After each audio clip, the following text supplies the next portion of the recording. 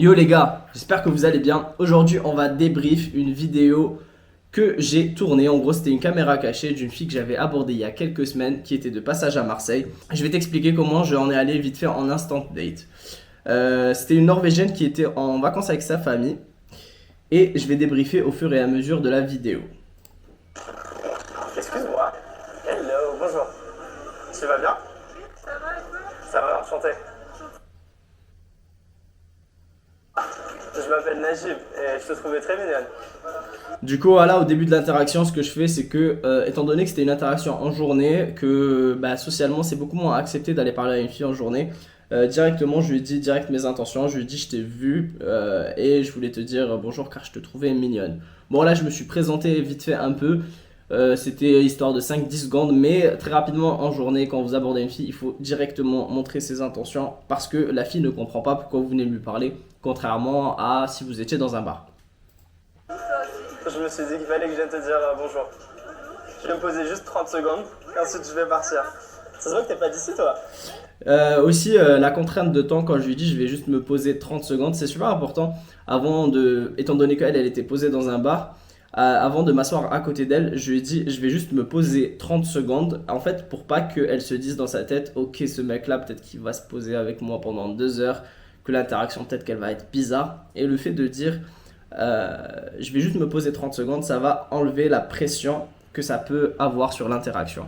Donc n'hésitez pas à mettre des contraintes de temps histoire de ne pas mettre la pression et que les choses se passent de manière chill. Allez, on continue. T'es allemande? Non, je suis norvégienne. T'es norvégienne? Ma français n'est pas très bon. Skål. Ah ouais? Aussi, au lieu de poser des questions, il vaut mieux faire des suppositions. Je dis t'es allemande.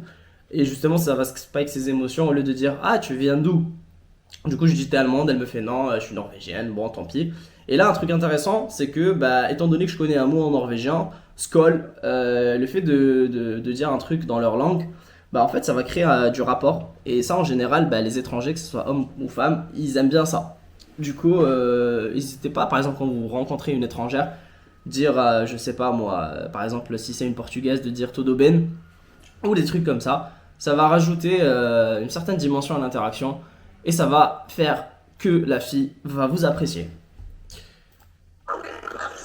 Skål. Skål. Est-ce que tu parles franchement norvégien ou quoi? Un peu? Peut-être. Je suis jamais allé en Norvège. Ah, vraiment? Non, jamais. Ah, ok. C'est beau? Non. Arrête. Si tu adores la nature, c'est bon, mais. Moi j'adore la nature. Ok, moi non. Mais, Non. avec le soleil. Est-ce que tu me ferais visiter? Ah ouais, je te jure. Ok. Du coup là en fait c'est intéressant. Pardon. Là c'est intéressant parce qu'en fait je fais directement, je cadre l'interaction sur quelque chose de sexué.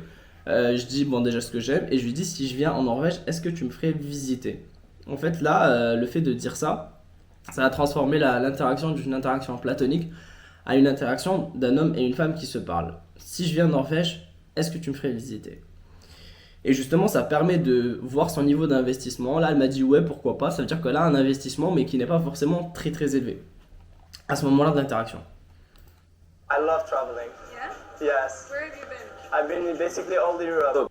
Petit aparté, les gars. Je suis en train de faire un programme de mentoring. Si vous voulez vous faire aider personnellement, afin que je puisse vous apporter mon aide, pour que vous puissiez faire exactement la même chose, aborder des filles en journée, en soirée, se créer une certaine abondance, afin de se sortir du conditionnement social et fréquenter des filles qui vous plaisent vraiment. Il y a un lien Calendly dans la description pour réserver un appel avec moi. Je t'invite vraiment à faire ça. Franchement, c'est 15 minutes et c'est des 15 minutes qui peuvent changer ta vie. Et d'autant plus que tu seras gagnant dans tous les cas. On se voit de l'autre côté et on reprend la vidéo. Except Scandinavian countries. You went to not Denmark or anything? No, not Scandinavian. Du coup là dans cette partie de la vidéo je fais ce qu'on appelle un DHV, ça veut dire Display High Value, mais il faut le faire de manière subtile. Elle me dit où est-ce que tu as voyagé, on parle de voyage et je lui dis que j'ai fait un tour d'Europe en sac à dos et tout. En fait attention à pas se la raconter dans ce genre de choses.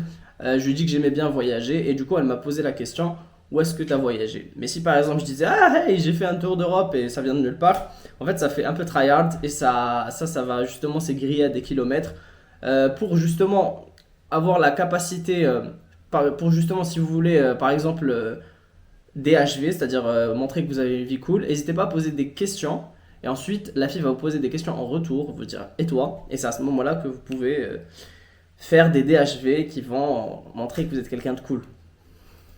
Country. It's better than Norway. It's too expensive. Denmark is cheaper than Norway. Okay. So Denmark is good. What are you doing here? I'm visiting Saint-Cyr. Là, justement, c'est intéressant, on est en train de parler de pays. Je vois que l'interaction, en fait, elle redevient platonique. C'est pas forcément ce que je veux. Moi, je veux que ce soit une interaction homme à femme. Du coup, je change de sujet. Je dis qu'est-ce que tu fais là? C'est-à-dire que, en fait, si j'ai les trois cadres du flirt, toi, moi, nous. Et là, justement, je dis qu'est-ce que tu fais là? C'est le toi. Saint-Cyr? Yeah, with my family. Uh-huh. We're doing a day trip here in Upside. So I've been just buying secondhand clothes. You're with your family. You seem to be young. How old are you? You can guess. Oh, it's 21. No, 18. You're a baby. And you? You can guess also. I'm gonna guess. What would you say for my age? Usually I think I'm very good at guessing ages, but I'm not sure. Maybe 25. Yes? I'm turning 25. Okay, see, I'm 24. I think it's our energies that match, so you get my age. Là, du coup, je suis en train de lui parler d'énergie. Enfin, ça, je le fais souvent avec les filles. Je pense que vous l'avez vu beaucoup dans mes caméras cachées. En fait, le fait de dire ça, oui, t'as deviné mon âge, parce que c'est les énergies qui matchent. En fait, ça va créer une certaine narrative à l'interaction, ça va créer une certaine authenticité. Et c'est ce qu'on veut. Nous, le but, c'est que voilà, que ça soit un truc unique, que ça soit un truc cool. Et du coup, à ce moment-là, le fait de dire ouais, c'est nos énergies qui matchent, ça va créer une certaine singularité. Et ça, c'est cool. Do you believe in energies? Actually, yeah, to a certain extent. Yeah, I do believe also. Yeah. I think we all have vibration. Yeah, I think so. Doing like auras and stuff. Exactly. Do you think we have the same auras? Yeah, I think it's a good beginning. yeah, it is. Gonna work with it. Can I ask you a question? Yes. Pareil, la question de est-ce que tu penses qu'on a les mêmes énergies, en fait c'est bien parce que ça te permet de checker son niveau d'investissement, c'est-à-dire de voir à quel point la meuf elle est intéressée ou pas par toi. Mais en fait il faut le faire vraiment de manière archi détachée. Là on le voit pas forcément dans la vidéo, mais genre le non-verbal derrière il est vraiment en mode je suis chill posé et je lui fais est-ce que tu penses que toi et moi on a les mêmes énergies? Et la sous-communication dans ces moments-là elle est primordiale parce que si vous n'avez pas une bonne sous-communication, ça peut vous faire perdre des points. Si tu es là en mode est-ce que tu penses qu'on a les mêmes énergies? C'est pas forcément bien que si tu le fais de manière détachée. What is your biggest red flag from a guy? Like when you date a guy? The biggest. The biggest. Like suppose you're dating a guy and what is it? Do you mean like small or like? It's obviously like big. I think it's bigger. Là, je suis en train de lui poser la question. Je sais pas si vous avez bien le sang, parce que là, la qualité de sang n'était pas ouf. Mais je lui demande c'est quoi son plus gros red flag. Je vais vous expliquer pourquoi je fais ça après, mais je le fais pas juste comme ça. Yeah. I think being rude Oh. to like other people to serve or their parents, I think that's very sexy. I like yeah, maybe that. Or